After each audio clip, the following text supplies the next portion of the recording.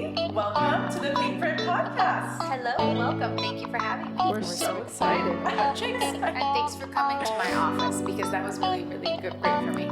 Yes, well, it worked out, and it's a beautiful office. So if you guys are in Miami, in South Miami specifically, later we'll do the details. But she has a new cozy shop studio. You can do consultations with her, or you can just come and shop, gifts. It's really gorgeous. We love it. And we've been here way too much this last week since we've been here. No, and I'm obsessed. Come buy all the pretty things. Yes. All the things. So let's jump right into it. How did you know at 18 years old you wanted to pursue interior design? So it's funny because when I was really little, my favorite thing to do was like tell my mom how she should be styling our house and what should be doing. And I wanted to redo my bedroom all the time, which is a parent's worst nightmare because you'd rather buy them a toy, at Toys R Us at the time, than have to go redo the child's whole bedroom. But that's all I wanted. And I played this game Sims, which I'm sure you guys have heard about. I was Honestly, a Sims addict. Yeah. Okay? With my sister, I'm like, do you want to play some? You know what's funny is you hear all about screen time and kids and stuff now, but my screen time when I was younger actually really helped me because I was so obsessed. And I think that that's kind of where it really stemmed my obsession with houses and sizing. And it's funny because the game was actually really complex, if you actually got into making houses and stuff like that. Oh, you could take hours doing that house and not even with the family. I didn't want to play with the people. I just wanted to make the houses. So that's where I think my obsession stemmed from because I just play it all the time. I didn't even want to go outside and play it. I just wanted to play Sims.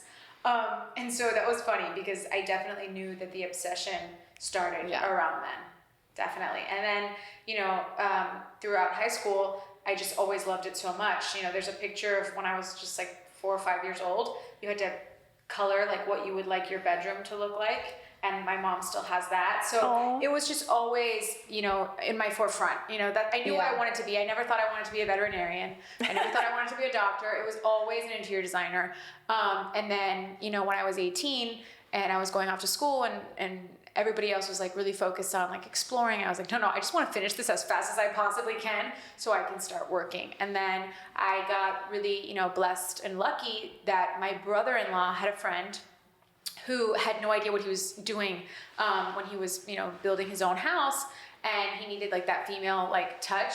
So he gave me a chance, when I was really young, at 18, Wow. and he let me kind of But what did you do? Yeah, what was your role? So my role was basically really simple in the beginning, helping him pick out fabrics and wallpapers and making sure that everything was flowing properly. And then I think that he realized she really knows a bit about this. Obviously I didn't have the experience back then, but I knew, and I wanted to be trusted, and I wanted to be given the responsibility for more. So he would give me little breadcrumbs into other departments, picking plumbing fixtures. And then when that project finished, it was such a relief for me because I'd learned so much. I'd watched all the construction happen from start to finish. And that for me was a huge learning experience. And then just that project alone, being able to say I did that and I helped with that, launched everything else. So you didn't study this though? So I didn't. I actually went to college for psychology. Oh, it's so interesting. So, which is funny because a lot of interior designers will understand this when they watch this. We always say in interior design, it is probably 70% psychology, and then you've got your little percentage left of design. I think I use the psychology a lot of the times more 100%. in my job than I even do with the actual skills that I have. So it's pretty funny. But yeah, the design stuff came, afterward. I actually took courses once I was finished with school in interior design, outside of college, and just to hone in on the skills. And yeah, that was it. And one thing after the other. So how exactly, let's get granular. How do you think psychology plays a role within your business now? So I think that what tends to happen is that throughout the duration of a project, the actual design of it is only such a small fragment of the entire process. And then the hiccups and the things that happen on the daily basis, schedules and timing and communication about different things, that is the real meat and potatoes. That's what takes up the daily work schedule. Maybe you're designing the room a couple of hours out of the week, and then the rest is talking to the client, talking to the subcontractors. It's a lot of logistics. Yeah, a lot of logistics and a lot of dealing with conflict, because anybody who tells you that there's not, or that, oh, it's a breeze, no. Any type of construction, any type of being in the middleman of communication, there's always little hiccups along the way. So having somebody who can kind of work both sides and help and, steer you through everything is probably the most important part about hiring an interior designer. It kind of sounds like, just because we're in wedding mode for her, it sounds like a wedding planner. It is. It's like a wedding planner. Yeah. It's like a wedding planner, and Who I don't have. And you know what's really funny about that is you've got a lot of brides who they go into the wedding thinking they can do everything because they do have the great ideas. Oh yeah. But then they realize that the execution and the logistics is the hard part. And I always have clients who are like, oh, but I know what I want. I've got pretty good taste on my own, and they have these great ideas. Yeah. But then when they really realize, darn, I need a designer, is when they start to see how much work actually goes into it. And it's not just the pretty stuff and the fun stuff. It's all the stuff that comes after it. That really is. I 1000% think there's a value to your job, or to a wedding planner, to any middle person, because it takes time and energy where you could literally just be doing whatever else you do in your life, 100%. And you hire someone who's an expert and who you already know you're dealing with this every single day. So it's there's 100% of value to that. Yeah, you need it. We are so opposite. She's like, I'm going to build my own house. I know exactly what I want. I'm like, I have who says that? You. No, I really want to build my house because I love interior design. I'm very excited about it, but I'm also I know I'm not an architect. I know I'm going to have to But the beauty of it is that to help. The whole point, and I think where a lot of people get it wrong, is designers are meant to execute your vision, okay? Yeah. Not our vision. Our vision comes into play after we get the framework from you of what you want.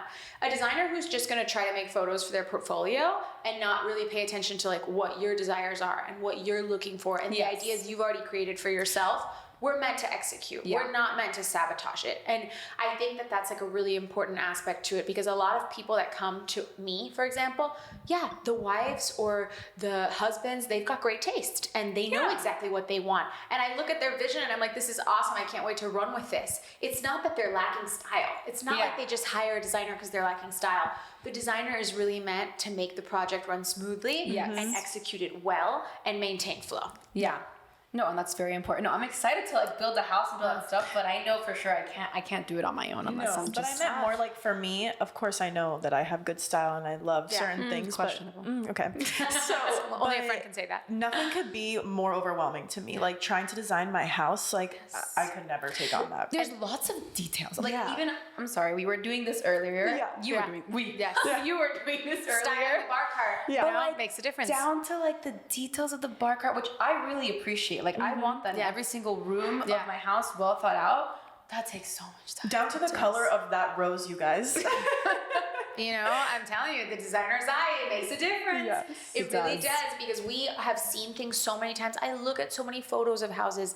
I've done so many different houses. I've worked with so many different styles, because I think that that's a part that's unique about us is I don't have one look, My only thing is traditional meets contemporary. That's all I care about. I don't want a really modern house only. I don't want a really traditional house only. I like a little bit of a balance, but that exposes me to a lot of different styles and a lot of different tastes.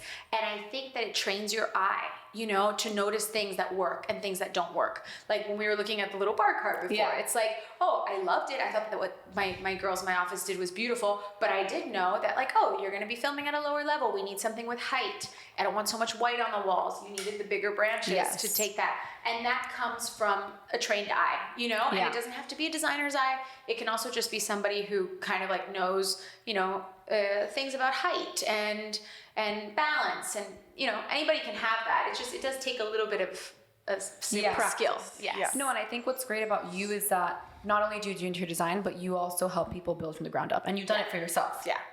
Which is a whole other game changer. Yeah, it is. So what's the difference? I mean, now that we're talking about it, going into building your own home, what are the biggest misconceptions people think about it, and how, what are some key things you need to do to make it better, smoother? Organization in construction is the most important thing on the planet. You cannot have a successful construction if you are just gonna kind of see as you go. You have to kind of have planning in mind.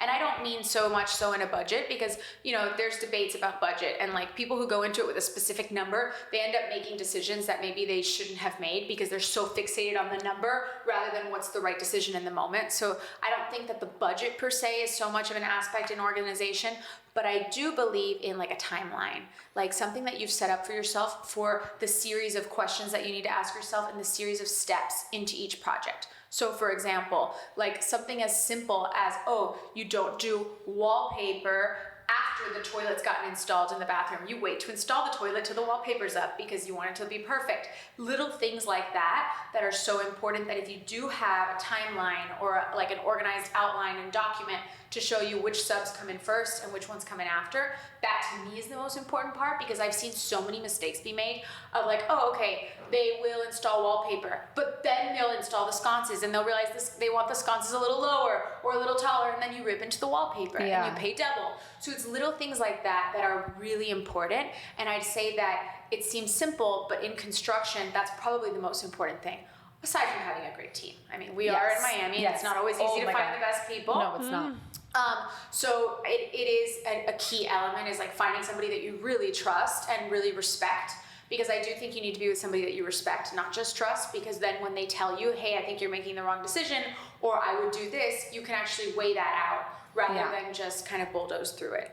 Because there are a lot of moments where you are going to want to look at your client, if you're a designer or a GC, and say, hey, I love you, but you're not making the right decision. You know, you need to do this instead. And you want them to understand that so that they don't have to learn the hard way. I wonder, like, how do those conversations go? It depends on the client. It depends on the client. Do you ever get a client that has just totally different tastes than you, and you have to I've seen that mistake happen before. So, and the reason I call it a mistake is that, you know, to anybody who's listening, don't choose a designer just from like clout and Instagram and because somebody else used them and they like them. You have to be drawn to them. You have to be drawn to that person. You have to feel like their energy, their style, the way that they do things, that you want to be around that. Because if you choose a designer just because of some photos you've seen or that somebody told you that they're great, there's less likelihood that the relationship is just going to flow naturally. You have to like really like kind of like connect. And that's the best way to be sure. You're also like talking to this person quite often, and depending on the project and what they're doing, it's gonna last a while. So you do want to make sure it's somebody that you align with. And I think that, you know, you kind of get that like right off the bat, like in consultation with somebody. And that's why consultations and getting to know somebody are really important before you do it. Because I think a lot of like my clients will understand, like, we're very light over here. Yeah. Everything's very light. Like, I don't like the really serious, like, sit down meetings and stuff like that. I can be serious when we need to. Of course. But I don't like every conversation being very formal. No, I need to be able to like have that exchange with my clients where I can call them and be like, hey, you haven't answered my email. We have a deadline. You know, we have to have that type of energy with each other. If not, it's not the right fit. Whereas there's other studios where like you speak to, you know, somebody at the front desk, you schedule the call, and we have that too, but you don't have that same like personal touch. Exactly. Not that the one's not personal, but it just feels a little bit more real, a little bit more candid, you know? And that works for some people, you know? And so I think that that's like a really important part, is like to be able to have those types of conversations that we were talking about before, that sometimes are not always like the best. Your relationship will make a huge impact on that. So speaking of psychology and speaking to your clients, I feel like you're gonna ask the question I'm gonna ask. Really intense. Yes. And honestly can cross boundaries. Yes. And things go wrong, and sometimes it's just not your fault, or something comes up and you're modeling something and I don't know, you have to like, whatever, something came up. Yeah. How do you deal? Like, do you get anxious? Do you get stressed with all of this? How do you process it, and how do you put a firm boundary so people are not destroying your life?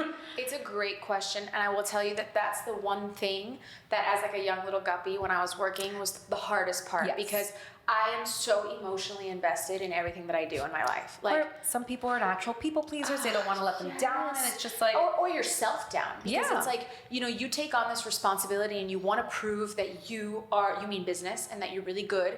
And a lot of the times, I mean, and I'm here to tell you, to the new generation, like, you do need to work your ass off, and you do need to sometimes be willing to step over your own boundaries for your clients, because you know what? That's the difference between you and somebody else, right? So in the beginning, I think that we all have to kind of like put aside what we assume is like right and wrong, because I got abused by clients in the beginning, and I'm not saying to get abused by your clients, but in the beginning, yes, like when I was younger, I would answer a text at 10 p.m. if there was an emergency, and I would do all the things because I really wanted to prove myself to my clients. It paid off, you know, and I will say that there comes a time where you earn your stripes, and then you can really define your boundaries in a way to say, hey, I work from 9 to 5:30. Yeah. You know, I'm here to help you with whatever you need at that time.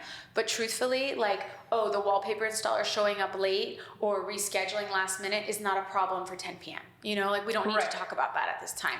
And I think that it's funny because you get a little bit more bold. You know how like older ladies, like old people, like they get to a point where they just say whatever, do whatever, Yeah. whatever. You kind of become that way. You know, now I've been doing this for 10 years or whatever, and I'm like, okay, now like if a client is being absolutely ridiculous, like I'll answer them and be like, stop, this is not an emergency right now, you know? And I promise I will take great care of you tomorrow, but this is not a right now thing. Yes. And I can deal with that. So being very direct, I think just being direct and not making it so serious. Like some people, I have friends who they'll think about an email that they're going to send for 2 hours before they send it and rewrite it. And I'm like, just be straightforward. You know, people will appreciate it a little bit more than you think. And I do think that then you get your respect back. Like, hey, I'm not doing this right now. I do still care about you. I care about your project, but it's not a right now thing. And, you know, you have to respect that I also need my own time, you know, away from your project. Do you think that comes with just your experience? Is it with age, although you're still young, or maybe even like, I don't know, you have 2 girls. You're just like, I'm not going to do this shit. I have other priorities now. I'm going to tell you, I think it comes from a couple bad experiences of realizing that the people that you did just want to please and that you kept overstepping from your boundaries for ended up abusing them and looking like not having enough respect, and then assuming that like you're just there to serve them all the time. And that is a problem, you know, because then you get that like nightmare client who everybody's had, who then expects you to answer every single phone call, who expects you to answer their phone calls on the weekend, who expects you to show up at their house on the weekend. Everyone thinks that they're the only client. And they assume that their problems are so big. And it's like, if you'd been doing this for as long as I had and you've been seeing every single project, you'd realize that happens all the time and it's not that big of a deal and it can be fixed. But people are gonna go, it's kind of like with dogs, like it sounds terrible to say it, but like a dog is only gonna behave as much as you've trained it 100%. to, correct, right? Any dog, if it has an owner who just doesn't care, is gonna jump on everybody when they come into their house. It's giving my mom's dog. I get it. And you know, and that is important because if you don't set boundaries in any situation, people they're just not gonna, they're not gonna respect you. it, yeah. And I think that after you've been kind of like in really rough situations with a few clients and been in situations where you realize no matter how hard you tried, you couldn't please them, only then does that reciprocation of saying, hey, actually, I'm not doing this again. I've been down this road before. When I jumped through all the hoops, it didn't change anything. The person was still unhappy. The person was still complaining. This time around, I'm going to handle this like an adult. I'm not going to try to people please. I'm going to tell them, hey, this isn't that big of a deal. I'll get to this later. And that person is going to regain a little bit of respect. And, you know, you can spot the nightmares sooner than later. It's also not personal at the end of the day, you know? Like, it's not your fault that the wallpaper guy got there late, and it's like, 100%. you know? And I think that everybody is responsible for regulating their emotions, honestly. I'm learning that with time. Like you were saying the thing about your children. Like my children, like, are a huge part of my life. And I see them, not being able to regulate their feelings. They're little. It makes sense. Yeah. When I'm seeing it from adults who are like spiraling just because there's a 1 week delay or 2 week delay on something, and I'm looking at them and I'm like, I understand that it matters. I'm not saying it doesn't matter. And that's an important part, is saying like your feelings are valid. Yeah. But the way that you're reacting to the way that you feel is not, right? You cannot unload on somebody because you're feeling a certain way. You can express to them how frustrated you are, but be respectful, you know? Yeah. And all adults have that responsibility. So that's why, you know, for us right now, like luckily we're at a place where I can do that. Of course, when you're young and starting up, you can't just say, no, I'm not dealing with you, because you need to carve your path. Exactly. But now, like first sign of a red flag, we're like, no, we're not doing this, you know? And the truth is you're better off cutting those off in advance. Absolutely. Because a better client will come. Somebody who respects you will come. Yes. And you will have such a mutual respect that then that client who gives you the respect that you really want and that you appreciate, then you want to give more of yourself to them. Yeah. And then there's that client who they didn't ask you to come over, but you show up because you're like, you're so amazing. You've treated me with such respect. I want you to be happy. So then it feels good to do. You know, if on a Saturday, you know, something's going wrong and they're not bothering you about it, but you're like, you know what, I want to go help. I want to go help. That's a different feeling. And when it comes from your heart, then it's worth doing. But when it comes from a place where you're not feeling good and you're feeling anxious, it's usually not the right decision. Yeah. I want to go back for a second because you just said a lot of valuable information. And like going back to when you were younger, starting in this business, and we talk about this all the time because it's similar to real estate, just any sales job that you deal with clients. So when you were younger, you were saying like you let a lot of clients abuse you, obviously, because like you want to like prove yourself, you want to build your business. And a lot of the time, sometimes we accept clients too. And we're like, is this worth it? Like, is this like the source? Like, do we need to like keep going and like going like crazy over this? Because we're young and we want to build our business and we want to just like get any foot in the door. Yeah. But sometimes it comes to a point, it's like, should I just let this go? Like, and also when you're younger, you're a lot more worried about making money because you don't have as much, obviously. Of course. Like you're acquiring your wealth as you get older. Like, I need to make something of myself. So it's like, well, if this deal falls, then I'm not going to have the money that I was expecting to have for the whole year. Yeah. So it comes to a point of like, where is this line and how should you take control of that situation? Like, have you turned away clients when you were younger, kind of with all those anxious thoughts in the back of your head? Totally. Or to add on to that, now looking back. Looking back. What would you do? So I might get canceled for this in 2024. I love it. We love strong opinions here. We have to not be snowflakes when we're young. Love. We have to put up I'm here with for it. some shit. Okay? Yeah, I love Because this. you know what? If you can't handle a client who's badgering you when you're young, you're not going to get the toughness that you need in the industry later. Rough clients taught me how to deal with rough contractors. Rough clients taught me how to deal with nasty subs. Rough clients taught me how to deal with a room full of men in a construction meeting who don't want me to talk. Yeah. It's things like that that really do build your character. So I think when you're younger, I know that there's a lot of us out there that are super anxious and we're like, how do we deal with this? We've never dealt with this before. I say, if you can tough it out, tough it out. I'm not saying at all to deal with somebody who's just truly abusive. That's not worth it. Absolutely. Don't put up with that. But a client who's really demanding, who's texting you all weekend long, deal with it for a little. Yeah. It'll pay off in the end. Struggle does lead to reward. I really believe that. And there is light at the end of the tunnel. And you are going to earn your stripes if you put up with a couple monsters. And my best piece of advice is that sometimes the monster you put up with, who you think can't stand you, who you think hates you, knows they're a monster, and then respects you more for putting up with them at the end. And then little do you know, that monster refers you to your next big client who's actually really nice. So I think it's really funny is like people who are difficult know they're difficult. Don't let them pretend that they don't know they're difficult. They know they're difficult. Yeah. So when you put up with them and you handle them graciously, they have a new respect for you and a new appreciation for you. And sometimes then they refer you to other people. Yes, sometimes some people are difficult and they're jerks and you work your butt off for them and they still aren't happy with you. Those, it's like, you know what, they're the worst. You're gonna get a couple of those and you'll never have to deal with them again afterward.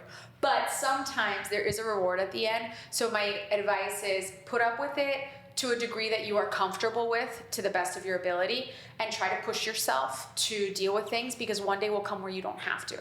And that day where you don't have to probably won't come if you are a snowflake and you bail out because you just can't deal. You know what I mean? Yeah. I've seen so many people, especially in the design industry, you guys, who like just, they don't have it. They don't have the backbone for it. A lot of people don't. And it's sad. It's in real estate. What is the percentage with real estate? Like how many people actually stay in real estate? Do you know how many people come up to us and they're like, I think I'm gonna get my real estate license? I'm like, okay. That's great. No, what do they say? They say, well, in some places they say the 80-20, maybe like 90-10, that 90% of the business is done by 10% of the agents. Yeah. You know? And there's Lots a of reason people for have that. license, It's just like and interior design. having a license is having a license. It doesn't mean you're a professional. It doesn't mean you know what you're doing. That's why, and by the way, I have nothing against it because I totally understand where their head's at after I've dealt with Miami construction for so many years. But there's a lot of designers who are super qualified to do construction and they choose not to. They choose to be decorators instead. Right. And I get that because you want to eliminate a little bit of the stress. But it also comes into the play of not wanting to deal with the really difficult people. And I get it, I really do. But I think that there's a certain amount of people who make it to the difficultest part, you know, where you're really in knee deep in construction and dealing with difficult people, and it takes something to get there. You don't just get there. Yeah. You know, it definitely takes work. So what is your like top 3 advice for someone who's planning on getting into interior design, construction, maybe more interior design, but to build to a house? Take a course in psychology. Oh. Do not take the design part. Honestly, I would say I have a girl here who's fantastic. Okay, she did not study interior design either. I am not saying it's not important to study interior design. I do. Yeah. But I would say that the most important things are take a course in psychology, read a few books. And I could go on forever about which books to read, but I really love like The Four Agreements. I think that one is an amazing book because it tells you not to take things personally, and that's a big part about it. I think we should read that. Yes. I've read it. I know the book. And I think that you have to kind of be able to look at somebody in the moment when that person's not being so nice and realize this is not about me. Yeah. This is more about them, and I need to relax. So that's really important. Reading good books, and there's so many. And then number 3, I would say, get dirty. Like, just start. Like, Yes. do what you can do to get in it. Like, if you have a friend who can't afford help, but, you know, in interior design, volunteer to design their room for free, you know? Yeah. Tell them, give me a budget and let me design your room. And if they say, oh, wow, I only have $2,000 to spend here, no problem. Try your best to do it because it's going to teach you how to play that game. Okay, well, let me do this. And it's like a puzzle, and you're going to get experience. Experience is the most important thing. So throw yourselves into any way that you can. Volunteer to work for a designer for free if you can afford to do it. I think that that's another thing that we're facing right now is like a lot of people come out of the gates expecting to get paid XYZ and expecting to get all this opportunity. And in reality, like in my time, no, absolutely not. Like you need, if you want somebody to give you the chance, you're lucky to be working under that person and learning. And I think go throw yourselves into whatever situation you can. And if you have a designer who's willing to let you tag along for free one day or for a week, even better, you know? So get yourself a lot of experience, read some books, and what was the first one? Take psychology. And take a course in psychology. I love that one two. first. I love that 2 out of 3 are like really not even related to it, but like they are. Yeah, 100%. It's all going to come back together. Are there any design trends that you're like loving right now and or hating? Yeah, I love that you brought in the hating because there's plenty of them. Of course. Okay, design Normalize trends. hating. Design trends that I love is this lean into more comfortable textiles. You know, What does that mean? What's a I was comfortable gonna say, give us textile? example. Yeah, let me give you like the non-astronaut interior design language. But like what I really feel comfortable textiles means not being so focused on like pristine things. Like think about those movies where like the grandmother's furniture is all covered in sheets, you know? Yeah. Like people realizing that like you need to be comfortable in your home. So like, you know, a chair that is like a really silky thick material, something you want to sit in and cozy up in. There's a lot of that emphasis on texture right now, which I'm really glad is happening. So that's one trend that I love. My favorite thing though is that we are totally having a return on tradition. We went through a period in Miami especially where it was just like modern box after modern box. I have nothing against the modern box. I do. But I love that. But what I will say is like it gets boring, okay? It's like so boring. You need a house with warmth, with details. You know, I don't know how somebody thought of a great idea of getting away with just plastered walls and, you know, no baseboards and just like really minimalistic you mean Kim things. Kardashian? Yes. Like there's nothing warm and cozy about a minimalist house. I'm sorry. Like you need to come home and feel warm. Yes. And it doesn't have to mean you have stuff everywhere, but details matter and they soften the space. So I love that there's a return to tradition. I love that we're seeing more, you know, millwork in homes now. I love people are putting more emphasis on cabinetry, you know, and that I really care about. So built-ins, which was a huge thing in the 90s, which went away for a really long time. We're back to built-ins. We're back to heavy millwork, and those things I really appreciate. I feel like if you do a good built-in, like it's almost timeless. Like it could just last. It increases the value of your house. I tell my clients this every time because they almost pass out every time they get their carpentry built for their house. And I'm like, listen, this is probably the most important thing besides my bill. The carpentry is just as important and you need to do it. Like I think one thing's for sure, any client that comes to me that's not ready to do a lot of millwork, we're not the right fit. That's the first thing we do. You know, we dive right into that. So that is a really important one to me. And then trends I don't like is the minimalist look. You know, this like minimalist look where there's not a lot of warmth, there's no decor that displays your personality. Everything is very bland, everything is very dry. It's kind of just like a backdrop, like for like I would say like a photo shoot. You know what I mean? It's like it's not meant to be lived in. I don't like that at all. I feel it's very cold, and I don't want to feel like I'm living in a gym warehouse, which is what I feel like when I see those. That's one thing that I don't like. I also am not a big fan, and this is actually against popular opinion in Miami. I'm not into like the really, really rustic minimalist stuff where you've got like pieces that feel like they've been kind of collected amongst garage sales like across the world, and like you have like this like really minimal white couch, and then you've got just like this like old metal thing sitting on the coffee table. Yeah. To me, it just isn't like, what does it represent about you? You know? Yeah. And okay, maybe it represents that you're a collector, but half of those people are not collectors of things, so I don't get that. To me, it's like everything in your home you should find to be beautiful or meaningful. And that's actually a quote, I don't remember by who, but I really feel that. Like, I pick up on pieces that I fall in love with everywhere. And even if I don't have a place for them, if I fall in love with something, I buy it. Mm-hmm. And I think that that's a really important element, because then when somebody comes into your home, they feel you. Yes. And if they don't feel you when they walk into your house, what are you doing for your guests? You know, what fun is hosting if when somebody leaves your home, they don't feel like they got a taste of Cozy or they got a taste of you. You know what I mean? Like, they have to feel like they're leaving your space with a little piece of you, and that's important to me. I want people to feel warm. I want people to feel cozy when they come in, and I don't think that you can achieve that if you don't have decor and things that represent your personality, or your personality. you. What is one thing, if you could put in every single house, what would you have?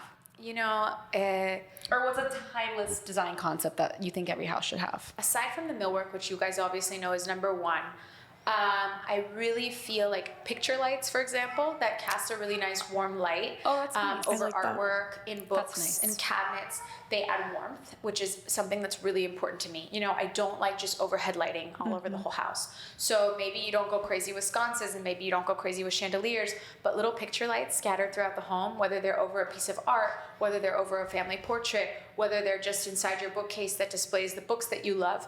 Warm lighting like that, so you can turn off all the lights, but when you have a cocktail party, you can just turn on all the little picture lights. Those little details really matter. That makes it feel so luxe. Yeah. Yes, What it does. about this whole vintage trend? Like, people going thrifting into vintage stores and, you know, kind of mixing the two pieces. I know you said you're a little bit like that, like traditional with contemporary, but just the vintage trend. I want to hear your take. So the vintage trend can be done right. You know, I've seen a lot of people do amazing things with the vintage. They go into like a Goodwill and they find like a great antique Louis chair. And I feel like you'd be very lucky. This is amazing. Yeah. And then you recover it in like a velvet and you repurpose it in your home, and it's fantastic. I really do like that, and I like that because also it's like sustainability in the furniture world is a big deal. You know, it's pretty sad, and I tell my clients this all the time. Don't go into a house designing it so that you can take the furniture everywhere else you go. The reality is that furniture needs to be picked for that space. Yes, if there's a family heirloom that's just like fantastic, of course, bring it along with you. But truthfully, every house that I do, I want to start from scratch, unless there is a piece that is super important to you. But so isn't that sad with your old furniture? Like, what do you do with that? I don't get connected to stuff like that. You know? Not sad, but I mean, like, getting rid of it. No, but getting rid of it. You sell it. I love it. You know, you give me my things that I adore, the little decor, the things that I told you. Like, if you fall in love with that, that should work anywhere that you go.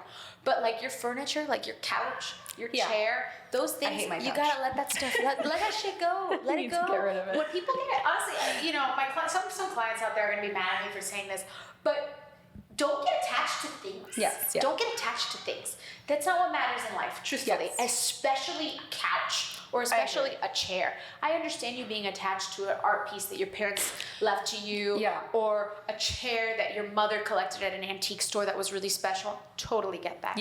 A mirror, just because your spouse bought it and it was expensive 3 years ago, give me an effing break. Like, seriously, I have had so many clients tell me, oh, we have to use that because it was really expensive. I'm like, you made a bad investment. Sorry, you made a mistake. And what, are you just going to keep living in your bad investment? Move on, you know? Don't make me use a mirror that you don't even like because somebody spent a lot on it, and then pick everything else around that stinking mirror. No, you gotta purge, let it go.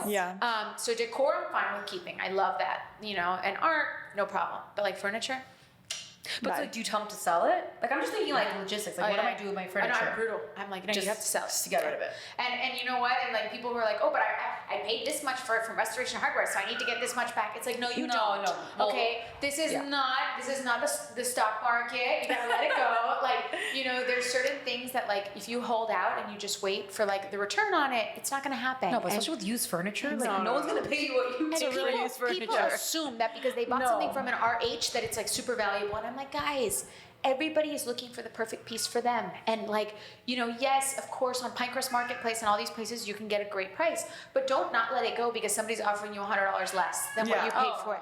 Like, let the stuff go. And you know what they say? It's like in the law of attraction, like you need to make space for things if you want new things. Like if you want new clothes, make space in your closet for new clothes. It's the same with furniture. And I prefer, by the way, when somebody is moving into a new space and like, you know, they don't have furniture, or maybe they can't pick it all at once. I'm like, no problem. Don't rush the process. Yeah. Let's pick all the right things rather than trying to get you enough that works right now. And then you can purchase it over time, you know? Yeah. Don't just try to like finish the whole space. Like say, for example, somebody gives me a budget of $75,000 for something. And I tell them, okay, I can get you all of this for that price. And they're like, oh no, you know, I actually want to do this faster. I can't do it all at once. So can you just pick me less expensive things? I'm like, no. Let's not do it that way. Let's do it the way that I said to do it. And then you can do it over time. You don't have to do it all at once. The impatience in the world right now, it's the same way that like when your Uber is like 10 minutes behind, you're like, what the heck? This is crazy. Why is it taking so long? Yeah. And I have a tendency to do it too. But we all have to kind of like sit back and realize patience really does pay off. And it's done right and nice when you wait. I have a client, not to like be all over the place, who waited like 8 months for some beautiful velvet, like burnt orange Vladimir Kagan chairs. Okay. Yeah. Sounds delicious. She walks in. Yes. Like, is that a cake? They're to die for. Okay, they're to die for. And her and I still exchange text messages and like little photos of them about how happy she is every time she sees them. It's things like that that really make you realize it is so worth it to wait. Yeah. It's worth it. I mean, my apartment, it's like 800 square feet, you know, it's not my home, but literally I've been in it for a year and a half now, and I feel like I just finished it. And I was telling her, I'm like, oh my God, I love my apartment now, and I wouldn't have done it any other way. I'm so happy it took a year and a half, and I'm just like obsessed with it now. And it felt like kind of just not done, but now I'm like, I don't want to move. I don't need to move now for like 2 more years. Before I was like, I can't wait to get out of here. It's the best feeling. But I've realized, like, my mom's moved a few times, and it just takes time to put a house together. It totally like, sure, you can buy all the books and coffee table books and like fill up, you know, the built-in, but still I feel like also it's like really expensive to just buy so many coffee table books. You know, it's like, so it takes time. Like, okay, now I buy this. Yeah. Then I buy this. And even if you buy a lot in bulk, like if it's a big, she has like a big built-in in her office, it's like, it's still like, I feel like missing, but it just takes time to We're in different buy times things now. over time. Everything takes longer. Prices are higher. And I think that once people accept that, then it becomes more enjoyable. Yeah. When you're like in denial about it and you just don't want to like bend for the fact of the way that things are, then you know what? It's going to be miserable. Yeah. It's going to be annoying. It's going to be frustrating. When you just accept that, okay, things are a little bit more expensive than they used to be. Yeah. Things are taking a little bit longer than they used to be. Ever since COVID, the entire shipping process and storage process for different furniture brands has changed. You know, furniture brands realized that people were okay with waiting for 3 months for a couch, and then it turned into, oh, now we'll make you wait 6. You know what I mean? So I think that, you know, things have totally changed and we're in a totally different place than we used to be. And like we were talking about earlier, like adapting. Yes.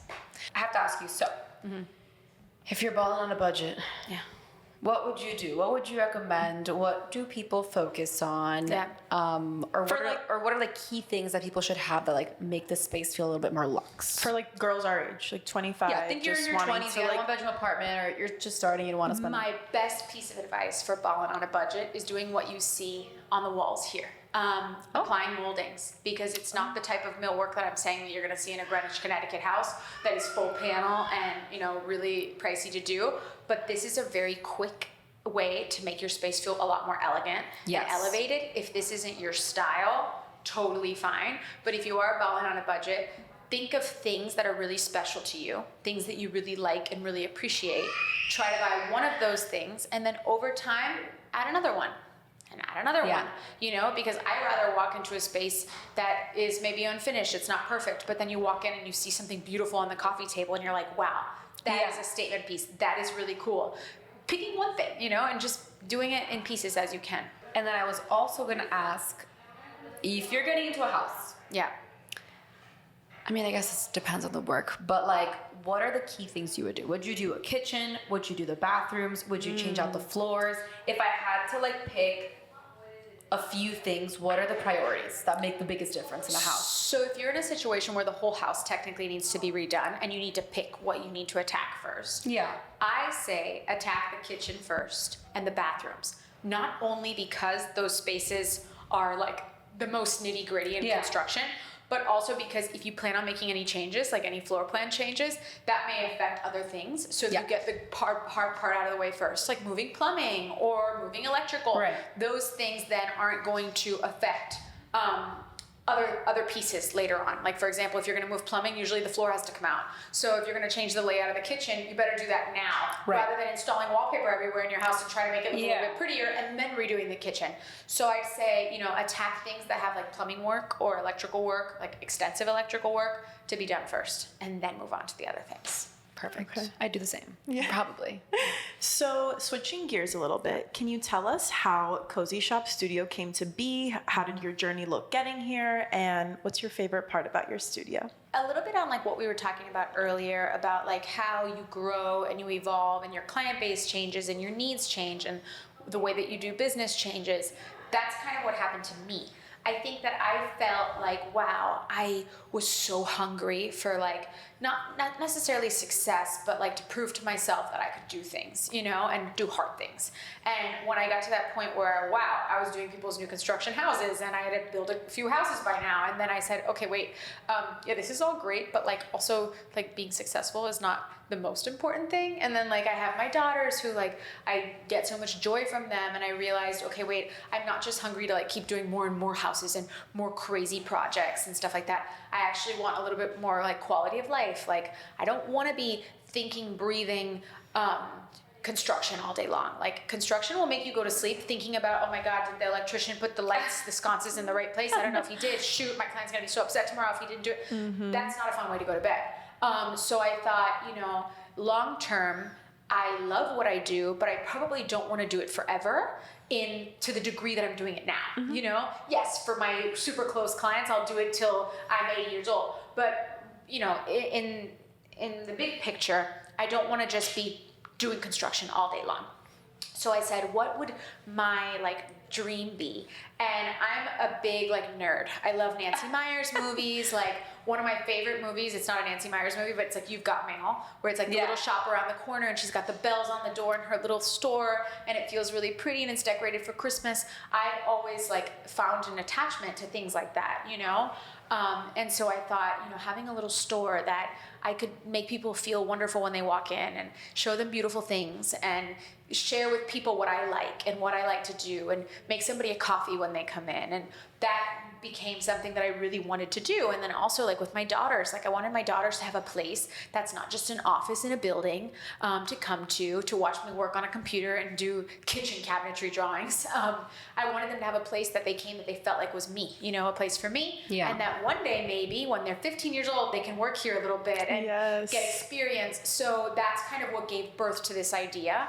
And also, you know, wanting to be able to share my talents with somebody who maybe can't afford to hire me on a large scale. You know, interior design, let's be honest, it's a luxury. It's not a right, okay? And I tell people this all the time because a lot of people assume that interior design is just a given. No, it is a luxury. To have somebody else deal with all the problems is a luxury. So, you know, I wanted to make sure that like I'm not singling people out who maybe want to reach us, you know? And so having this little shop is a way of saying like, even if you can't hire me to do your whole house, maybe you can come in and get a little bit of a taste of what we do. And maybe I can come out and meet you and you just want my help styling your living room. And I can come out and say, buy this, buy that, buy that. And you don't have to pay for that service. And there you go. Right. You know, you walk away with a little bit of cozy pie and it's good. I love that. Seriously. Yeah. So, no, we love this concept. It's so cute and it's very cozy here and the items are really beautiful. So I think it's a really great idea and it's not something you see very often in this industry. Yeah. So I think it's very cool. So speaking of you being a mother, how have you been able to balance being this go-getter and also having kids relatively young in today's day and age? Now they're like, you know, they're like little girls. They're not even babies anymore. Yeah. Yeah. So how do you balance this work-life balance? No, it's you know, that is probably to me one of the most emotional parts about my job. Interior design is very demanding. You know, we've talked a little bit about that. And I'm not here to scare any of the interior designers away from the industry, but it's a very demanding industry. A lot of people think you're just picking out pillows and you're not. You're dealing with really big big scale issues and construction and emotions, and it's a lot, and you do bring that home with you. There's no way that you don't, you know. There's days where like you're still thinking about something that went wrong and it's stressing you out, and you know, you want to talk to your clients and you bring that home, and then your daughter's asking you 10 times in a row, can you do this with me? Can you do this with me? And you're like, oh my God. you know, like I'm dealing with major problems right now, and it comes out and you hate it. You know, you hate that feeling. And I think that I had so much of that when they were really little. Like when, you know, I was only 23 when Jana was born, for example. And that was when I was like really earning my stripes. And that's when I had the most demanding part of my job. And it was really hard because I was like having all these like emotional maternal feelings, and I had my first baby, but then I was also like, I cannot let the momentum fizzle out right now. Like this is when things are happening and I need to ride this wave and keep working my behind off. So I had a lot of trouble when my little one was born, and me and her have this really special connection because I feel like she's so mature. And she was with me through so much like growth in my job where I didn't know how to balance it all. So you kept working when you had her. I never took a break. There was no such thing as maternity leave for me, ever. Literally, Jana was born and I was answering emails from the hospital. It was like that. So I have this like special connection with her because I feel like she's so mature, and she's kind of come with me everywhere. I used to, like, if my nanny bailed on me and like I had to be at somebody's house for like an installation, like Jana came on my hip, you know, and like it's funny, I have pictures still in my phone of Jana on construction sites with me. And it's funny because I have this special connection with her now, but I don't think that there's a magic answer to the work mom life balance. It's really hard, and it actually gets harder because at least when they're little and they're at home, like, you know, you have your spouse and maybe if you're lucky enough you can have somebody to help you, but the demands from a baby are just love, you know. You just need to give them love and you need to give them attention. But as things get bigger, you've got to keep up with school emails and homework, there's an event this day, today they have to wear pink, and then on Thursday they have to bring in $5 for this, and you're like, dude, you know, bullshit. how am I supposed to keep up with all this stuff, you know? And then bake sale, you need to bring cookies. And then it becomes so hard on yourself when you miss things for your children. And it's sad because it's like you won't miss it for a client, but then you miss something for your kid, and you're like, oh, like that hurts, you know? So I think that was always really, and it still is a major challenge of mine. However, what we were talking about before is once you earn your stripes and you can set boundaries with your clients, now I have no problem telling a client, no offense to my clients, fuck off. I'm with my daughter. I'm with my daughter right now. I'm here. I'm at my daughter's school. Leave me alone. I will call you later. That I say it with zero pena now. You know? So it's like, I think that it's funny because in the beginning it was really tough, but luckily there wasn't as much demands from having a younger, you know, baby. And then now it's like, yes, there's more that I have to remember. There's more that I have to pay attention to. There's more I have to put in my calendar. But I have the ability to tell people, like, not right now, I'm with my kids. So it ended up working out, you know, and I found a way to keep the balance. But if there's just like one piece of advice, I would say is, of course, you always put your kids first. Like, because if you don't, and you do go to a client when you feel like your child needs you, you are going to feel so bad about it when you are doing something for a client that it's not going to come out right anyway. So you're better off putting your kids first and just doing the things for your children and telling yourself in a moment, I don't need to read this email right now. I don't need to respond to this email right now. No matter how bad my anxiety is telling me to take care of it, because I'm with you right now and I'm going to give you my full attention. And the second that you go to bed, I can tackle this. And I will find that just kind of like when you're about fighting with somebody or you're getting into an argument with your spouse or your boyfriend, it's better to take a break. You realize that you don't respond with that same anxiety. If you did wait and you put your child to bed and you read them a book, then when you go into your bed to respond to that email, you're way chiller. You're 100%. like, okay, it's fine. You know, it's not a big deal. But I do think if you're so busy and so hard on yourself to address everything the moment that it comes in, it doesn't serve anybody. You know? Actually, my mom says that a lot. She's like, respond things when you're in your energy. And like, we're always like, what do you mean? They need an answer right now. Her and I. We're always It's me. I get it. And the masculine. Let's talk about that. It steers us into another conversation. It's like, how do you find the work-life balance as a mom? Guys, let's be real. It is hard to maintain your feminine energy when you're in boss mode. Okay? And then your boyfriend is like, where's my baby? Like, do this, and that. My husband has looked at me and said, hey, you're not at Cozy Salazar Interiors anymore. Like, relax. And, you know, George puts me in my place sometimes because sometimes I'm like, I get home and I'm like, well, what the heck? Like, why haven't we done this? Oh like, we should have called this guy to get this done by now. And he's looking at me and he's like, yo, Like, I'm your Relax. spouse. Yeah. Like, you know, you don't like tell me like I fire away down your bullet list. Oh my and God. it's funny because It's you get literally this doer energy where you just Because come you're like, home and and the you're doer a energy machine. is the masculine energy. Yes. Like that, go, And it is hard to jump off the masculine it's energy. horrible. I find that it gets cycles. Like you go through cycles of it, Yes. where like there's weeks at a time where I am really in my masculine, and I haven't done something like bake a cookie in 2 weeks, and then it's so funny. It's like burnout. Then you're like, whoa, I don't want to be any of my masculine energy. Yeah. I want you to do everything for me, George. Yeah. I want to go bake cookies with my daughters. Yes. I'm not going to answer any emails for 24 hours. And then it's funny because I have that effect too. Yeah. But it's very hard, and I don't think it's possible for anybody. And if there's somebody out there who says that they've got the blueprint, go ahead and share it. We have the pink print. The pink print. If you have the pink print, share it with us, because I don't think it's very easy or possible to just flip the switch and turn off the masculine energy and move on to the You feminine. have to be really self-aware Yeah. and very conscious of how you're speaking to your spouse or your partner or even to your kids. Because sometimes Yeah. you're Oh my like, God. and you just told someone to fuck off on an email and this and that, and then you're like, oh, and you And know, you're like it just firing comes away like out. a drill sergeant. Yeah, I know, I'm not ready That's for me. kids. I'm a drill sergeant. I'm a I drill have sergeant. kids. Me too. I'm a drill sergeant. Yeah. And then I'm like, Yeah. yo, nobody wants to be around you like that. You I know? know. Like, why are you being this way? Yeah. But, you know, and it's hard because I do think that the pressure is really on us. Like, I think that we're expected to be these, like, fairies, like these perfect little women who, like, can quickly switch off the switch and still be this. It's like, if I was in my feminine energy all day and, like, Mrs., like, relax, super cool, no subcontractor in Miami would respect me. I was gonna say, imagine meeting with a GC or with whatever, the plumber, and you're in If fairy I'm just mode. like, okay, it's fine, no problem, Yeah, like no. super chill, super sweet. What am I gonna They're get not done? gonna take you What am seriously, I and you're not getting can't. anything done. Yeah. So it's like I find that like it's only like when I go on vacation and all these things that then like okay I have a nice long stretch of that feminine side. But I do think we're learning every day. Like you know, it's a balance. yes, it's definitely And a balance. it's a constant back and forth of switching on and off, but it's not easy. No. So to get a love little more that. fun, walk us through a day in your life. Okay, a day in my life. What's the perfect day in your life? Oh, perfect day? Yeah. Should I give you the perfect day versus like the actual like work day? yes. Okay. So one thing that I am like serious about that I like do not bend for is I don't have a lot of hobbies. Like I'm not somebody who like plays tennis, who goes golfing. I don't do all the things. One thing that I'm obsessed with, and a lot of people who know me know, is I have a horse.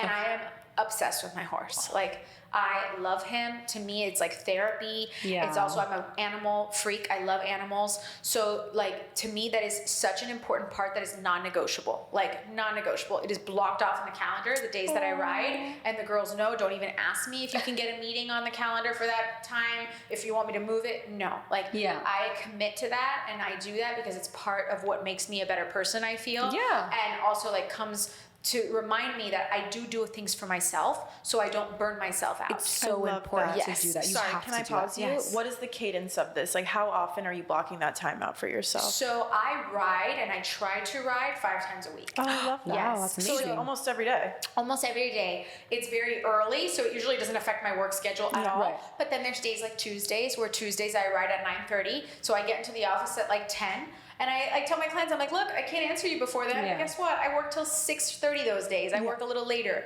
So it all kind of like, it Totally. balances out. But, you know, in the weekends and like on a Sunday, I'll spend 4 or 5 hours at the barn. Like, you know, that's to me so very nice. special. Very special. But that's like tapping into like the self-love and self-care that you need. Yes. And that is like your creative, that is your feminine side. That is like you just being you, doing something you like. It's me being the real Cozy, Yes. like the real me, like really likes to like savor moments and savor time. Where in work, it's not that way at all. It's all about efficiency. A lot of my clients pay me by the hour.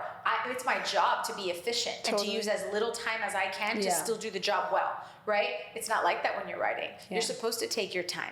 You're supposed to take an hour to clean your horse. You know, those things matter. So you can't rush those things, you know? I love that. That's just so like. It just sounds very relaxed. It sounds It just sounds It's amazing. It's amazing. It's hard to be out in nature in Miami. But my almost impossible. That's funny though, because it's like you live in Miami. Don't you go to the beach every day? No, we do not go to the beach every day. And you'd be crazy to go to the beach every day. But so like my normal day is to ride, you know, is first to take my girls to school and then go ride. Yeah. And then I go home, I take a shower, I come straight to the office. And I am like an obsessive flagger of emails. So every time an email comes in, if I'm not ready to address it right away, it gets a flag. So the first thing that I do the second I sit down while I'm drinking my cold brew is attack flagged emails, right? And then start firing off at all the girls in the office, like, hey, I need this, this, and this. And kind of tackling, because I like to tackle all the big things first throughout the day so that I can kind of relax a little bit more. Eat the frog. Eat the frog. Eat the frog. So I tackle the frogs first, and then I will move on to like priorities, right? So after like responding and communicating, I move on to priorities, meaning maybe there's a construction project that there's a lot of open RFIs. RFIs are basically, you know, notes from the GC of things that are time pressing that they need from you. So I will design those or tackle those, you know, with the architect in the office. And then basically just like boring stuff, like designer stuff. Yes, I'll design some bedrooms for people and prepare work estimates. You know, we always like to let everybody know how much of my time more or less is going to go into a project. So things like that. And then, you know, I pick up my kids, and usually I'll either bring them here, and they love it here because all the girls in the office treat them like gold. They'll come in here, they'll play, they'll, you know, now that I have the store, they'll open a million things from the store and make me shop for them. And then I finish up whatever I need to do. And either I go home, or some days I have actual site visits that need to happen, like where I'll go to a house for an installation, or I'll go make sure everything's going right. I'll just do a site check.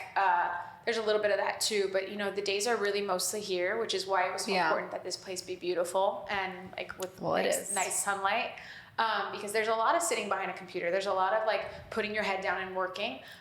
So that's a huge part of my day. And then, you know, I go home and I make dinner. I do like to cook. It's like a nice like decompressor for me. I can't say that I do get to cook every night. But you know, I spend some time with my kids and my family, and every single night I read my girls a book. Like, that's very like cute. A must for me, because I feel like, you know. But you put them to sleep individually? Yes. And then you read them both books? Yes. So That's me and really Jordan will cute. like switch off. We'll tag team. Like some nights Kiki wants me, sometimes Jonna wants him. But we read them a book every night because it's very important to me. You know, I feel like I'm so on during the day that really helps me relax before I go to sleep. It also relaxes my mind. Yeah, Like it's we were like a talking wind about down. the feminine energy. Yes. Puts me back into the feminine before bed. Yeah. I find that if I skip putting the girls to bed because I'm like, I'm too tired, I can't, you know, George do it or whatever, then I'm up in bed wired, like thinking about all the things I need to do.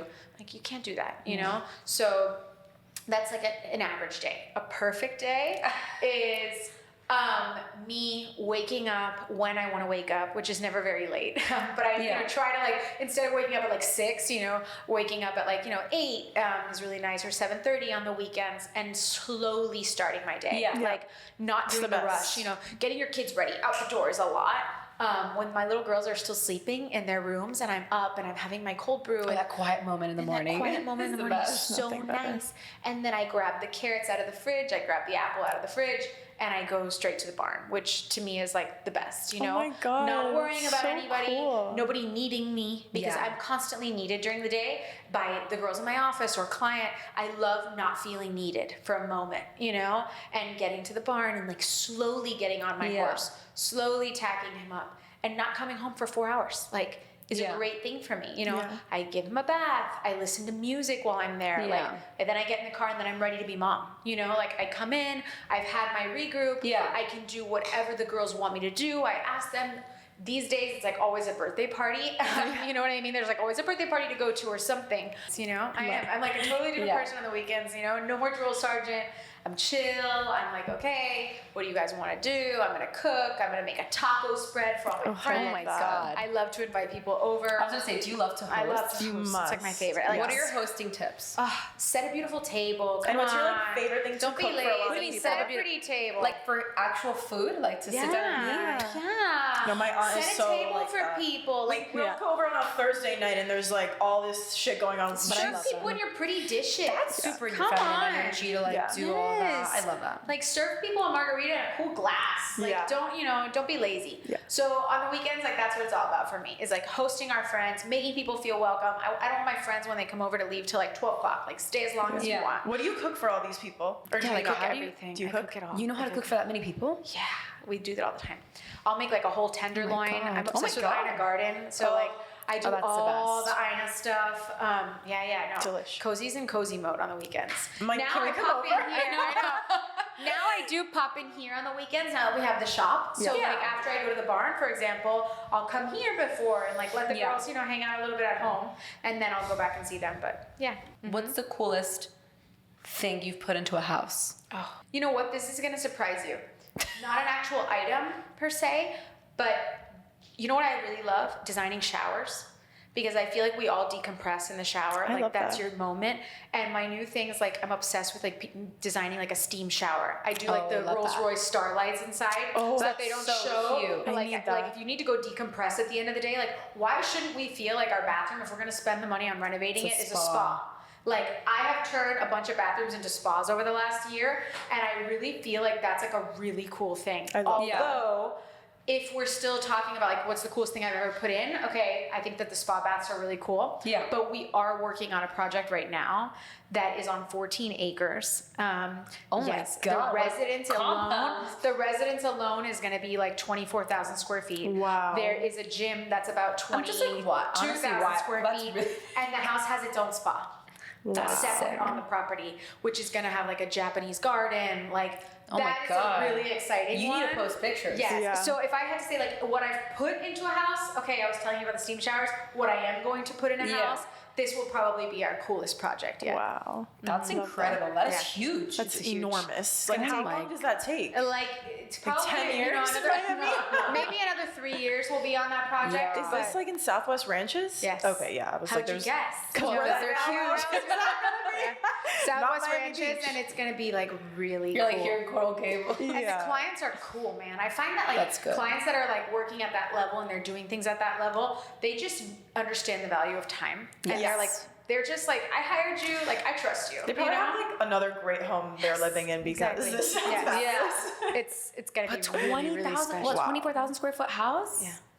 That's Oh my crazy. God. I'm like, just what do you do with all this space? You can ride horses Oh, there. Cozy can use all the space. You can ride horses I know. inside the house. I actually made Dude, my yeah. father buy a house in Southwest Ranches just because of how excited I was about this project. I told my dad, I was like, no, you need to move to Southwest Ranches. My dad was my like, God. okay. Did he it's move? fine. Love Yeah. it. He lives He just got a house there. George Oh sold him my one. God. And My I'm like all boyfriend's excited dream. for him. Yeah, because it's like the space out there. Yes. Like, Honestly, that's like very cool. You can we're like have talking a about little. the feminine. There's like a return to wanting your own land now. Oh, like, I know. you know. There is. And like I think having it's a little garden, Yellowstone. having little chickens. I know. Like you can We can become have a whole some- other podcast about that one day. It's Absolutely. like I grew up on Miami Beach, and like obviously it's the smallest lots in Miami Beach. Well, yours but- wasn't that small. No, it wasn't small, but it's not Pinecrest. Like, and we lived on the water, so Yeah. it feels bigger. But my boyfriend he's from Boston, and like Yeah. everything is at least an acre there. Yes. And he comes here, and I'm like, okay, so we're gonna live in Miami Beach when we're older, right? And he's like, I need like space, and I'm like, what are you, a gazelle? What do you need this space for? Like, I'm like, I want to live on I Miami Beach. get it though. I get it. it now. I get it now. I feel like I appreciate it more than I'm like growing up. But like Yeah, we're like I go 25. like my mom just moved to a house and has like a nice backyard. It's not a huge lot, but I mean just seeing the green outside, No, there's it's really something nice. about it. And like Guys. also like not being like just a little green, like having a little bit of space is Yeah. just really relaxing. Yes, your own property. Yes. Yeah. All Okay. right. Let's get to the rapid fire section. Let's So go. I'm really Let's do it. excited. You want to Okay. go 1-1? Yeah. Okay. First question: one design item you can't live without. And this is supposed to be fast, right? Yeah. One I mean, designer, I can't remember Like fast-ish. I mean, there's not a gun to it. Millwork. Okay. Bold or neutral palettes? Neutral. Minimalism or maximalism? Really don't like maximalism. I Okay. like a lot of patterns. In between. Yeah, in between. Okay. Okay, dream project location, city or country? Hamptons. Ooh, Love that. If you weren't a designer, what Actually, would you? Aspen. Sorry. Oh, love You know, that you have to car. do an Love Aspen that Give me an house. Aspen house, baby. Yeah, I like feel a like nice you- country Or vibe. like a It's my Cape favorite Cod. I feel like you would. Well, Cape oh, Cod, so Nantucket, beautiful. that Yeah. could be really. Well, let's give them the Hamptons. Yeah. Okay. Aspen's a vibe. Yeah. If you weren't a designer, what would you do? Nothing. I would ride my horse all day. Yeah, And I'd equestrian. be one of those equestrian lives living on like 30 acres. Oh my love God. Okay, best tip for small space design. Don't be afraid of larger furniture. Don't buy a ton of little things. What's your favorite room to design and why? I love children's bedrooms. I think it's so Aw. much fun. You know, we went to a house today. I was gonna say I have a follow up if that's your Okay. answer. I do. I love children's bedrooms and I adore dining rooms. Okay. Dining rooms and libraries. With the children's bedrooms now, I think with like Instagram, they're so like aesthetic and beige and they look beautiful, but how do you feel about that? Like, how do you think your child No. feels about it? I think that children need to have magic around them. Yeah. Like, I believe that. Like, I think that children, we don't realize the purity of their brain and like the innocence, and that their imagination has not been spoiled by the world. And like, I really lean into a little bit of magic in kids' bedrooms. Like, I will not give people just like a Restoration Hardware baby bedroom. I need a little bit of magic, whether it's putting little twinkle lights in the ceiling or whatever it is. You have to do that for your kid, in my opinion, because that is their little space, and that is what belongs to them. So you know, really absolutely, cute. and that's why I care about doing them. You're know, so tender. I know, like that's so cute. I'm in my feminine during this podcast. Yes. I'll go home. Maybe I won't be. Okay, one home trend that should or will make a comeback. Well, it already is. It's the heavy millwork and the not being afraid to put cabinetry everywhere and wood everywhere, because that is major coming back. You used to see that. I mean, that's the oldest form of design. I mean, let's look at those old Parisian apartments. Let's look at those old houses in London that have been around forever. Yeah. Let's look at the old houses in Greenwich, Connecticut, covered from head to toe, wall paneling, you know? Yeah. We're finally moving back to that, and people are appreciating it again. Yeah, I love that. I like that. Favorite season for home decorating? Autumn. Autumn? Mm-hmm. Autumn, really? Yep. Why? You're going to say Christmas. Yeah, they're going to say Christmas too. You know, Christmas is so magical, and I love the holiday, but the actual home, autumn, the warmth of it, the beauty of like, you know, like coziness and feeling the season change, even though we don't feel that really here. The colors of autumn, you know, they're inviting, they're warm, and that is what I really appreciate about it. So follow up, how do you incorporate that into your home? Okay, so you can do like caramel colored velvet pillows. You would change out the pillows? You make furniture sound delicious. Like this whole episode, I'm like, it's all food. Seriously, like change out your pillows. Put some velvet brown pillows. Put some caramel colored pillows. Put a beautiful cashmere throw over the back of a chair. Oh my god, I'm like gonna go to West Elm, but I need like a storage. Just make people feel warmth in your home. Make people feel warmth in your home. Seriously, like that's where it's at. Your favorite way to celebrate a completed project? Yeah. Birkins. I'm like, so, okay, how do you get your Birkin? Where? You know what? The equestrian lover in me with the horses and everything, I have a real appreciation for Hermes, like big time. Yeah. And I have a great relationship with my SA, April. So could you get watch this? I don't know about that. Yeah. But I will say that like that to me feels like a nice little treat, because I'm not big on items. Just like I was saying, like only buy things for your home that you find to be beautiful and wonderful. For life. But yeah, like I don't buy a lot of stuff. Yeah. Like my closet is very like simple. Yeah. I like really good things, like really well-made things. Just like I was saying about the family heirloom, don't keep all your furniture, only keep the really special things. My daughters are going to own those one day. So Birkins, baby. I love that. Especially since you have 2 daughters. Oh my God, I'd be all over they're that. Gonna be fighting. I know. One word to describe your design philosophy. Traditional meets contemporary. It's not one, but it's no, three. That works. Yeah. What has been your most memorable project to date, and what made it so special for you? You know, my husband and I, our first was a together project. It wasn't a client. We remodeled his childhood home. That's so cute. That his father, who passed away, like left to him. Wow. And it was like a 1940s house or like something really old, and we renovated it together. And when we didn't have like any money, we were like, you know, both determined to make it as beautiful as possible with a small budget. And I think what we did with that home was so amazing, on a really tight budget and with very little experience together. And so that project is very memorable to me, because I still drive by that house and see it, and I'm like, wow, we did a good job, you know? And I think that means a lot to me, because it was my stepping stone to doing more for us and our family. That's so nice. Yeah, so that one is like a very special one to me. Oh, it's beautiful. Oh, I love that. And our last rapid fire question is, what is the biggest challenge you face as an interior designer today, particularly in Miami? Quality of work, I think, has really fallen. I think quality of work has fallen and prices have gone up. So it's like you're just dealing with this paradox, right? That like we're paying so much more for construction, okay? Like way more, okay? And I can't stress it enough, because people are shocked every day by how much things are costing, and like construction in Miami is nuts. Could you give me a range of how much it is per foot? Gosh, it depends. It could be a big range. You could spend anywhere from $500 to $1,000 a square foot building, you know? There's people who will do it for less, but like, I just can't imagine like the quality in Miami being that good at less than that, you know? If you want it like finished the way that like I would finish a house, you're gonna be there, you know? And yes, maybe $450. But it's high. It's really high. Yeah. And when you think about that and you realize that we don't really have the same level of craftsmanship that a lot of other places have, you know, to find really good carpenters and like millwork guys here in Miami, like you go to Connecticut, you go to New York, they're everywhere, right? Here you don't have that much, so you're dealing with more limited like luxury contractors and subcontractors, and the prices are astronomical. So it's like, you know, you're having to babysit a lot of work that's being done here because what's satisfactory to them is not satisfactory to you. And then you're stuck in the middle when the quality is not as good as it should be for the price. And you're like, what happened here? Yeah. So that is a real struggle because there's nothing we can do about it, right? Yeah. You can pick great people and we have the best subs. I love our subs.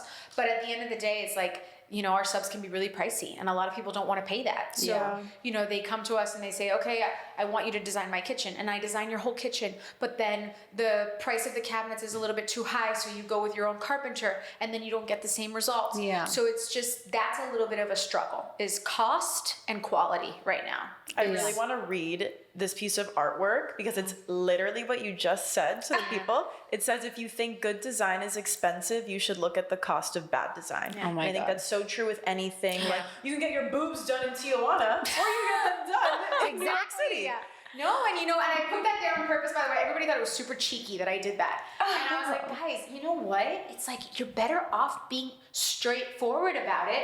This is the room where we sit and talk budget with clients. 100%. It's like, do you want to be that guy? Yeah. Do you want to be that guy who has to rip your kitchen out and redo it 2 years from now because it looks terrible? No, like, pick the right people, spend a little more to get it done right. What's that saying that all the Cubans say? Well, there's a saying in Portuguese that we she's say. not Cuban, I am, but no, she's Cuban. Lo barato sale mais caro. Exactly. That's what we say in Portuguese. Yes. The cheap always comes out more expensive. Yes. You're like, you cheapen down, then you have to do it again in 2 years. Yeah. Just do it good and it'll last you. Yes. Or do something bad and honestly, not to do the floors like you said. In hindsight, a lot of the costs we're talking about is, say, like, okay, you're looking at a kitchen and somebody decides to go with their own carpenter, but they've never done it before, just to save $10,000. I know $10,000 to a lot of people listening to this is a lot of money, and I'm not saying that it's not, but long term, spread that $10,000 over the course of 10 years. Your kitchen should last you 10, 20 years. Totally. So you're gonna spread that out, and then you're gonna be like, why the heck did I cheap out?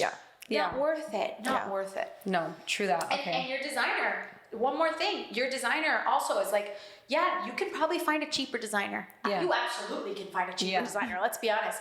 But quality and experience and what I'm willing to accept versus what somebody else is willing to accept, probably not the same, you know? So that's a big deal.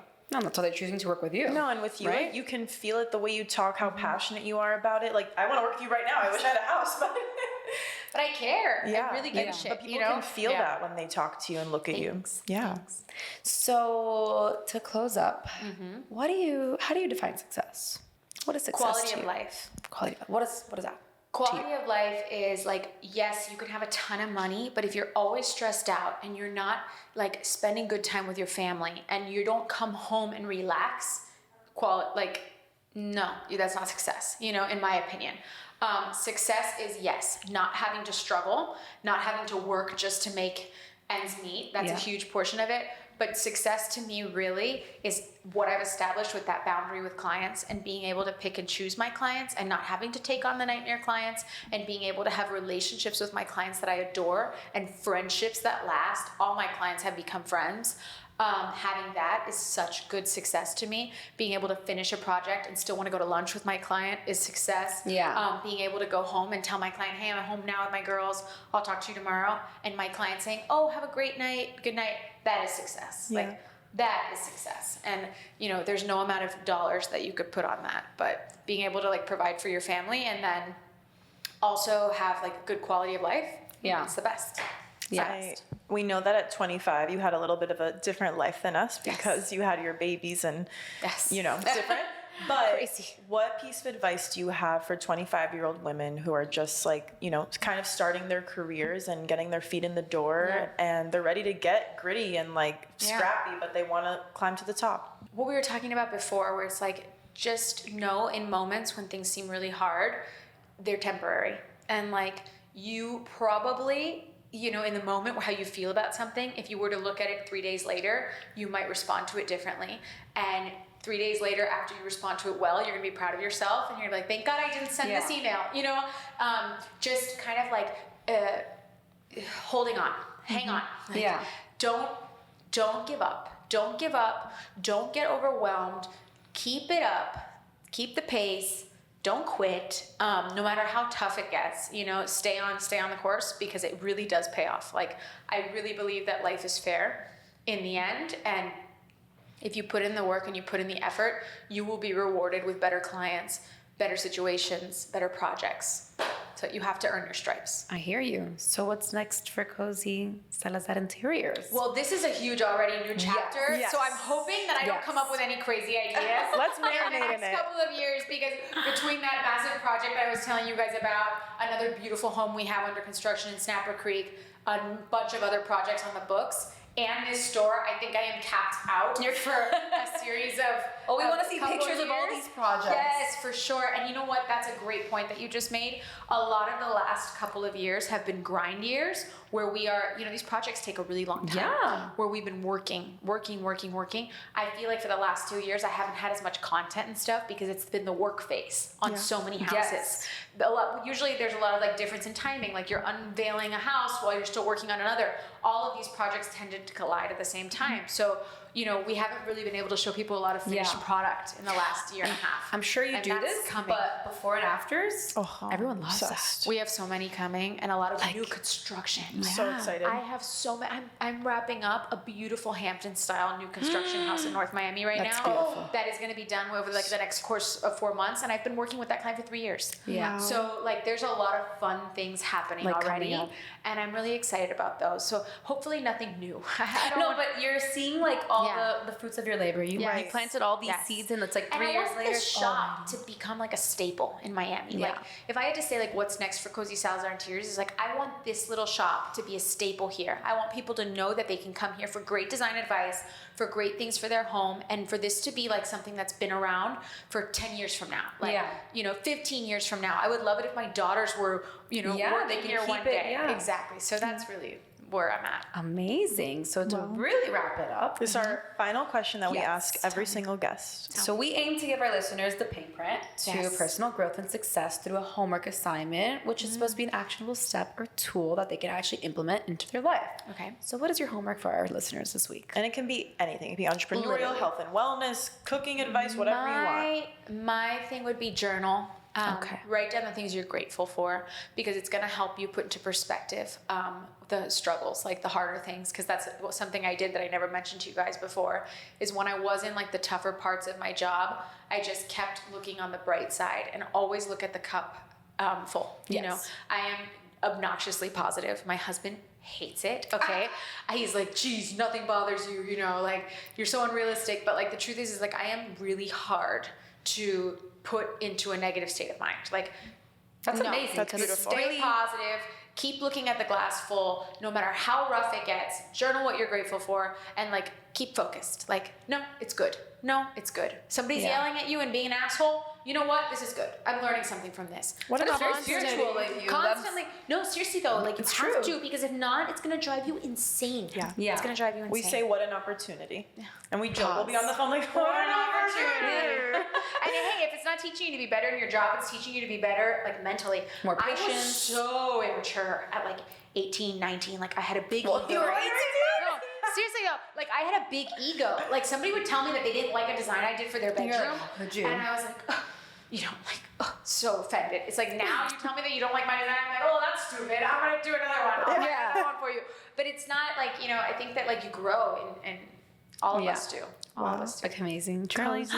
Thank you so much for coming on, guys. Cozy. And thanks for having me and coming to my spot. It's such a special spot for me, and I'm glad I got to have you here. Please tell everyone where they can find you, where the shop is, your socials, everything. So my shop is in the heart of South Miami, right next to the one and only Josh's Premium Meats. If you're not buying your meat there, you're out of your mind. I'm going to go right now. Yes, it's also next to the beloved Country French that's been here forever. Splash for the beachwear. So right here in South Miami. And we're on Instagram at Cozy Shop Studio, and you can follow us. And we have like literally everything. We have all the things for the home, and we have great little presents and gifts too. Yeah, and your personal Instagram. And my personal Instagram is Cozy Salazar. If you're into design, follow the shop, because my own Instagram is like all my horse. I love that. Yeah, it is. Thank you so much, No, Cozy. thank you guys. You're the best. All right, thank you guys. Ciao, bye. Ciao, bye. Bye.